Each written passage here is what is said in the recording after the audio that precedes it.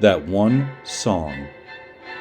I'm going to dedicate this work to the wonderful practice of Buddhism in poetry. I'll introduce either a key term, phrase, or expression from Buddhism, provide my interpretation of it, and then share a poem that I feel expresses it aptly. There will be 3 poems. Expression number 1, dependent co-arising. All of this here, us, the art, nature, the room, literature, everything around us and beyond, is an interactive, interdependent symphony. Everything is interpenetrating with every other thing and co-arising simultaneously. You are youing because a flower is flowering.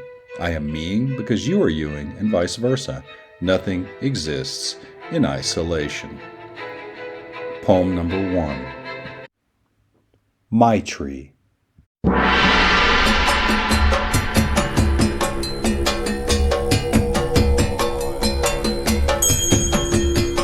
There is only one poem. It ruptures, then radiates through the crevices of our human hearts and overflows the cups of our human hands. It conjoins crystals of light with the divine as endless as ocean sands. Now we beat the pulse of the universe. Now we see with the eyes of love. Now we speak one simple prayer as we gaze at the stars above. So. We bow our heads in welcome, take a firm seat in our home, gaze out that giant window. Yes, there is only one poem.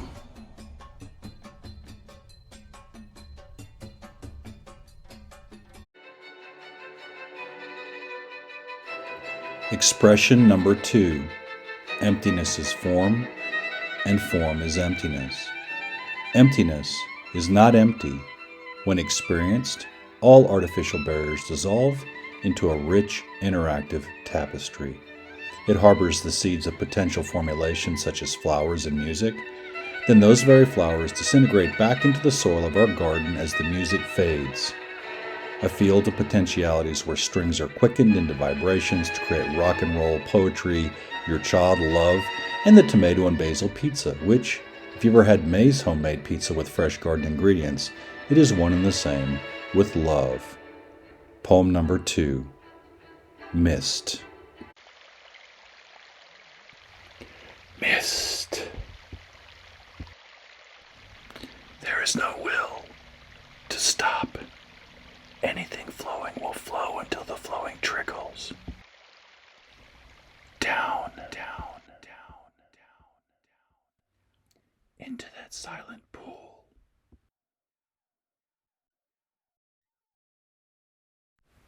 Until ushered lifts up, out, as a voiceless mist.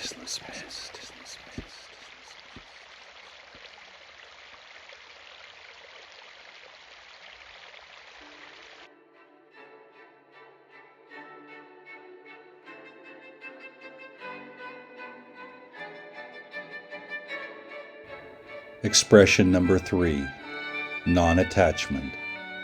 Attachment is when you struggle with or are unable to release something that you feel is vitally important to you. The emerging projections from attachments cause confusion, narrow-mindedness, and thus suffering. So we practice meditation to achieve non-attachment and right view. Egolessness, or as I call hovering ego, becomes an emerging modality where ego functions optimally in conjunction with your entire being rather than in isolation and in contention with reality. An isolated ego feels outnumbered because it feels pitted against the delusion of an independent external reality. Poem number 3. Narcissus Pool. And gazes down.